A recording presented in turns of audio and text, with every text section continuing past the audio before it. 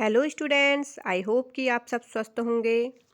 तो बच्चों, आज इतने दिनों के बाद मैं आपके लिए आपकी कक्षा 7 की पुस्तक हमारी विरासत एवं विभूतियाँ पाठ 19 तिलाड़ी कांड लेकर आई हूँ। तो आज की इस वीडियो में हम जानेंगे कि हमारे उत्तराखंड में जो तिलाड़ी कांड हुआ था वो कब हुआ था, क्यों हुआ था और उस कांड के होने पर क्या क्या प्रभाव पड़ा था। तो चलिए शुरू करते हैं आज का हमारा ये पाठ 19 तिलाड़ी कांड। और जो भी नए बच्चे आज मेरी इस वीडियो से जुड़े हैं तो जल्दी से मेरे चैनल को सब्सक्राइब कर दीजिए ताकि आपको मेरी आने वाली हर एक वीडियो आसानी से मिल सके। लाइक करिए, शेयर ज़रूर करिए ताकि और लोग भी हमारे उत्तराखंड की विरासत और विभूति के बारे में जान सकें। तो चलिए शुरू करते हैं हमारी वीडियो। रविवार की बात है। धूप निकलते ही कृष्णा और उसकी दादी आंगन में चटाई बिछाकर बैठ गए। कुछ देर बाद पिताजी हाथ में एक पुस्तक लेकर वहीं आ पहुंचे। माँ ने जल्दी जल्दी घर का सारा कामकाज निपटाया। चकोतरों की टोकरी व चटपटा नमक लेकर बाहर आ गई। वह धूप में बैठकर खटाई बनाने लगी। सर्दियों का मौसम, चटक धूप और चटपटी खटाई, आहा मजा आ गया। खटाई खत्म हुई। माँ ने पास रखी पुस्तक उठाई और उसे पढ़ने लगी। कृष्णा स्कूल का होमवर्क निपटाने में व्यस्त हो गया।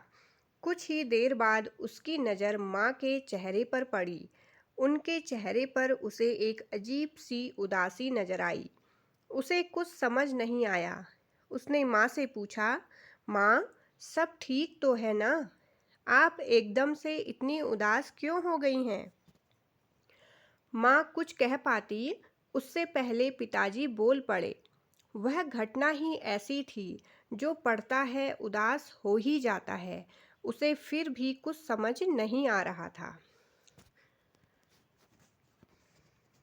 माँ ने हिम्मत की, आंखों से बहते आंसुओं को रोका, चेहरा साफ किया, लंबी गहरी सांस लेकर बोली, किस मिट्टी के बने थे वे लोग? क्या नहीं सहा उन्होंने?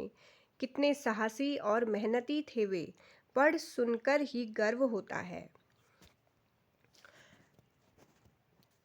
लोग तो आज एक गाय तक पालने के लिए तैयार नहीं हैं। उन्होंने 400 भेड़ बकरियां पाली, कई कई गाय भैंस व बैल पाले। खेती किसानी की, मेहनत से कमाया, इज्जत से खाया। राज दरबार का भी पूरी ईमानदारी से पाई पाई चुकाया। इसके बाद भी राज दरबार ने न जाने क्या क्या कर लगा दिए।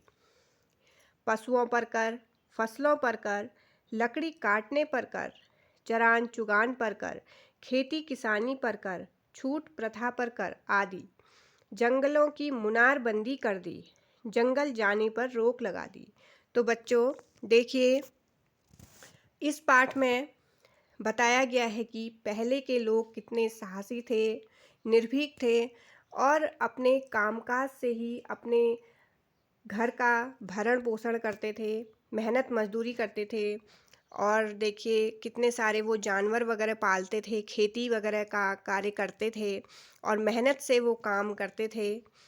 लेकिन उस समय जब अंग्रेज़ सरकार का राज था तो उन्होंने सब चीज़ पर लोगों के कर लगाना शुरू कर दिया था और बहुत ज़्यादा उन्होंने लोगों को परेशान करना शुरू किया था। जंगलों पर जाना उन लोगों के लिए भी बंद कर दिया था। लोग उस समय जंगलों पर ज़्यादा निर्भर हुए थे क्योंकि लकड़ी वगैरह, चारा है, घास है, वो सब जंगलों से ही प्राप्त होता था। लेकिन सरकार ने उनके जंगल जाने पर भी रोक लगाई थी और मुनारबंदी करके उन्हें बिल्कुल बेसहारा जैसा कर दिया था। इतने फरमानों से वह परेशान और भयभीत ना होते तो क्या होता भला। अपनी परेशानी लेकर जंगलात के अधिकारियों के पास पहुँचे तो जवाब मिला, तुम्हारी गाय बच्चियों के लिए सरकार अपना कीमती जंगल नष्ट कर नुकसान नहीं उठा सकती। नहीं पाल सकते हो तो ढंगार में गिरा दो, बूचड़खानों में बेच दो, यह सुनकर क्या बीती होगी उन पर। राजशाही की इन नीतियों से मुक्ति पाने के लिए रवाई जौनपुर के लोग संगठित न होते तो क्या करते। उन्होंने एक पंचायत बनाई। पंचायत की बैठकों के लिए चांदा डोकरी, तिलाड़ी व थापला स्थान तय किए गए। तो बच्चों, जब कोई किसी को बहुत ज़्यादा परेशान करता है तो उसे क्या होता है, मजबूरीवश उन लोगों को संगठित होना पड़ता है और उस जो गलत नीति होती है उसके विरोध में उन लोगों को अपनी नीति बनानी होती है। तो ऐसा ही वहाँ के लोगों ने भी किया। उन्होंने सरकार की जो भी ये अनीतियाँ थी, जो भी अत्याचार हो रहे थे, उसका विरोध करने के लिए वहाँ के लोगों ने क्या किया, रवाई और जौनपुर के लोगों ने संगठित होकर एक पंचायत बनाई और पंचायत की बैठकों में उन्होंने कुछ निर्णय लिए। 30 मई सन 1930 को सैकड़ों लोग पंचायत के लिए तिलाड़ी पहुंचे थे। यमुना के तट पर शांतिपूर्वक बैठक चल रही थी। एक तरफ यमुना की जलधारा, शेष तीनों ओर से राजा के सैनिकों ने उन्हें घेर लिया। तभी अचानक निहत्थे लोगों पर दनादन गोलियां बरसाई गई। कई लोग गोलियों के शिकार हुए। लोग जान बचाने के लिए इधर उधर भागने लगे। कुछ यमुना में कूद पड़े, कुछ जमीन पर लेट गए, कुछ पेड़ों पर चढ़ गए, कुछ घायल होकर गिर पड़े तो कई बेमौत भी मारे गए। तिलाड़ी को माटी खून से लथपथ हो गई। यमुना के उस पार खूंटी से बधी गाय भी गोली का शिकार बनी। लाशों को बोरों में भरकर यमुना में डुबो दिया गया। अगले दिन फौज बागियों को ढूंढने गांव आई। घर घर में तलाशियां ली गई, खूब लूट खसोट की गई। निर्दोष किसानों को पकड़ लिया गया। मुकदमे चले, उन्हें बाहर से वकील लाने की अनुमति नहीं दी गई। मजबूरन उन्हें स्वयं ही पैरवी करनी पड़ी। 8-8 महीने तक मुकदमा चला। लगभग 1 साल बाद सभी को 1 से 20 वर्ष तक की सजाएं सुनाई गई। रवाई के रणबांकुरे खुशी खुशी टिहरी जेल चले गए। जेल में कष्ट सहते सहते कई लोगों ने अपने प्राण गंवा दिए। हद तो तब हुई जब जुर्माना चुकाने के लिए एक व्यक्ति की पत्नी तक बेच दी गई। तो बच्चों देखिए, पुराने लोगों पर कितने सारे अत्याचार किए गए थे सरकार द्वारा। क्या बीती होगी उनके घर परिवार, बाल बच्चों, नाते रिश्तेदारों पर। इतना कहते कहते माँ फिर से उदास हो गई और उनकी आंखों में आंसू भर आए। कृष्णा ने पूछा, माँ, पर यह सब हुआ कहाँ था। माँ ने जवाब दिया, तिलाड़ी में। और कहाँ? तिलाड़ी, यह क्या है और कहाँ है? तो माँ ने बताया, तिलाड़ी एक जगह का नाम है जो उत्तरकाशी जनपद के रवाई क्षेत्र में बड़कोट के पास है। रवाई के इन्हीं रणबांकुरों को श्रद्धांजलि देने के लिए प्रतिवर्ष 30 मई को लोग वहां एकत्रित होते हैं। यही घटना हमारे इतिहास में रवाई कांड के नाम से भी दर्ज है। तो बच्चों, आज आपको इस वीडियो के माध्यम से मालूम चला होगा कि तिलाड़ी कांड या रवाई कांड क्या था और यह घटना क्यों घटित हुई थी। अब यहाँ पर हम कुछ महत्वपूर्ण प्रश्नोत्तरी को देखेंगे। पहला प्रश्न है, यह पाठ किस घटना पर आधारित है? उत्तर है, यह पाठ तिलाड़ी कांड, जिसे रवाई कांड भी कहा जाता है, की ऐतिहासिक घटना पर आधारित है। दूसरा प्रश्न देखिए, माँ के उदास होने का कारण क्या था? उत्तर है, माँ स्वतंत्रता सेनानियों और किसानों पर हुए अत्याचारों को पढ़कर उदास हो गई थी। तीसरा प्रश्न देखिए, माँ ने पुराने लोगों को कौन सी विशेषताएं बताई? उत्तर है, वे साहसी, मेहनती, ईमानदार और आत्मसम्मानी थे। चौथा प्रश्न देखिए, लोग किस प्रकार के पशु पालते थे? तो लोग बड़ी संख्या में भेड़, बकरियां, गाय, भैंस और बैल पालते थे। पांचवा प्रश्न, राज दरबार के लोगों पर कौन कौन से कर लगाए हुए थे? उत्तर है, पशुओं पर कर, फसलों पर कर, लकड़ी काटने पर कर, चरान चुगान पर कर आदि। छठा प्रश्न देखिए, जंगलों के संबंध में सरकार ने क्या किया? उत्तर है, जंगलों की मुनारबंदी कर दी और लोगों का जंगल जाना बंद कर दिया। देखिए, जंगलों की मुनारबंदी, इसका क्या मतलब होता है? जंगलों को चारों तरफ से घेर दिया गया, वहाँ सीमाएं तय कर दी गई, आम लोगों का वहां आना जाना, लकड़ी काटना या उपयोग करना रोक दिया गया। आसान शब्दों में कहें तो जंगल को सरकार या किसी अधिकार के द्वारा अपने नियंत्रण में लेना ही क्या कहलाता है?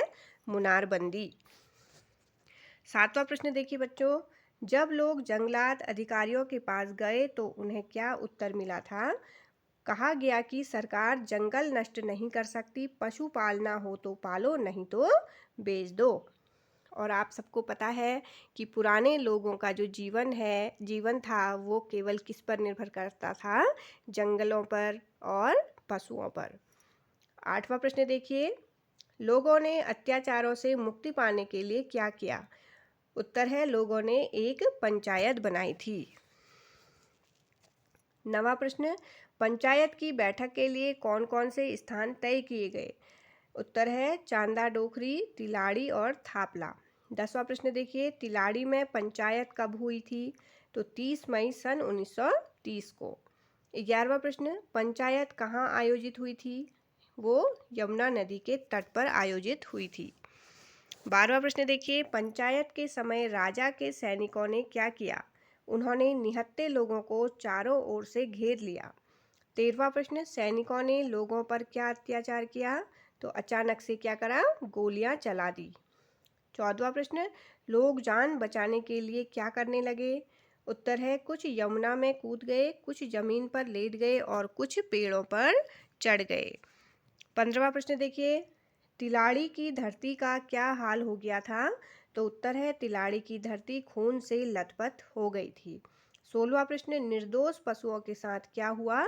उत्तर है यमुना किनारे बंधी गाय भी गोली का शिकार बन गई थी। 17वां प्रश्न, मारे गए लोगों के साथ क्या किया गया? उत्तर है लाशों को बोरों में भरकर यमुना में डुबो दिया गया।